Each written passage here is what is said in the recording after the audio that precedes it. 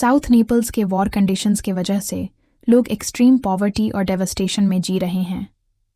एक 7 साल का लड़का अमेरिगो अपनी माँ एंटोनिएटा के साथ रहता है। एंटोनिएटा एक सिंगल मदर है जो अपने परिवार का गुजारा मुश्किल से कर रही है। जिंदा रहने के लिए माँ बेटा मिलकर घर पर ही सिगरेट बनाते हैं पैसे कमाने के लिए। एक दिन एक आदमी उनके घर आता है और 2 बैग सिगरेट मांगता है। वो पैसा देता है लेकिन एंटोनिएटा मना कर देती है। उसे पैसा नहीं चाहिए होता। उसकी जगह वो अमेरिगो से कहती है कि पड़ोसियों से कपड़े इकट्ठे करे। उस रात वो आदमी और एंटोनिएटा एक ही बेड शेयर करते हैं। अमेरिगो चुपचाप देखता रहता है। अमेरिगो के 2 करीबी दोस्त हैं, टोमासी और मरियूचा। जब वो कपड़े कलेक्ट करने जा रहे होते हैं तो वो और उनके दोस्त एक औरत से रोटी चुरा लेते हैं। बच्चे डर जाते हैं। हर तरफ अफवाहें हैं। किसी को नहीं पता वो लोग कहाँ भेजे जा रहे हैं। कुछ कहते हैं रशिया, कुछ कहते हैं अमेरिका और कुछ साइबेरिया। एंटोनिएटा के लिए घर चलाना नामुमकिन हो गया है, इसीलिए बहुत हैवी दिल से वो अमेरिगो को इटली के नॉर्थ में भेजने का फैसला करती है, एक इनिशिएटिव के तहत जिसका नाम है ट्रेन्स ऑफ हैप्पीनेस।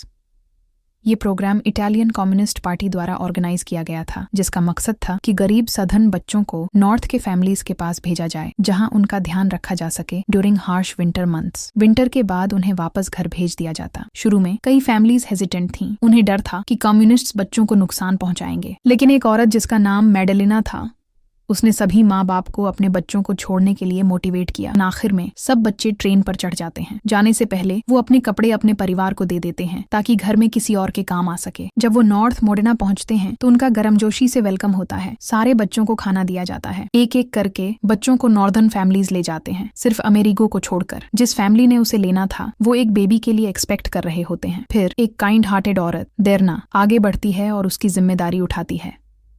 डेरना एक फॉर्मर पार्टिजन है जो अब अकेली रहती है अपने फियांसे को वॉर में खोने के बाद।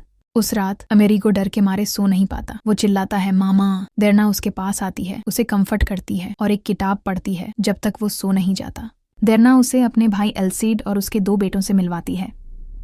कुछ औरतें अमेरिगो को रोटी बनाना सिखाने की कोशिश करती हैं, लेकिन वो डर जाता है और जंगल की तरफ भाग जाता है। डेरना उसे ढूंढती है और प्यार से पूछती है क्या हुआ। डर के मारे वो कहता है मुझे लगा आप लोग मुझे ओवन में डाल देंगे। डेरना उसे शांत करती है।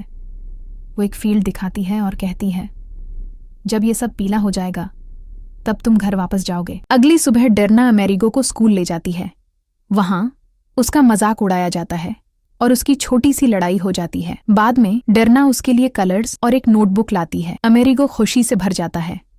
डेरना उसकी हेल्प करती है नहाने में और उसके बाद वो एक वार्म हग शेयर करते हैं। एक रिश्ता बनने लगता है दोनों के बीच। अल्साइदे अमेरिगो को वायोलिन से इंट्रोड्यूस करता है। जब वो उसे हाथ में लेता है कुछ अंदर से जाग जाता है। एक गहरी पैशन पैदा होती है। अगले दिन एक नई स्टूडेंट रोसाना उनके स्कूल में आती है। उस रात अमेरिगो डेरना से पूछता है क्या आप ये सब सिर्फ चैरिटी के लिए कर रही हो। डेरना मुस्कुराती है, उसके माथे पर प्यार से किस करती है और कहती है नहीं अमेरिगो, चैरिटी नहीं। अमेरिगो चैन से सो जाता है।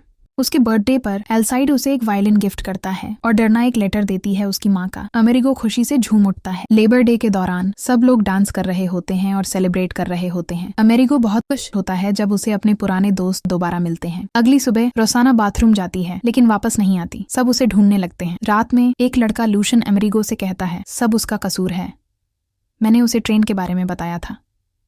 दोनों भागते हैं उसे ढूंढने। उन्हें रोसाना मिलती है। वो रेलवे ट्रैक पर बैठी होती है, कांप रही होती है। उसने एक डेड बॉडी देखी होती है। अमेरिगो डेरना को उस बॉडी के बारे में बताता है। अगले दिन वो क्वाइटली हटा दी जाती है। जल्दी ही वो फील्ड पीली हो जाती है। अमेरिगो समझ जाता है अब घर जाने का टाइम है। डेरना उसके लिए वायोलिन, बुक्स और खाना जैसे सलामी पैक करती है।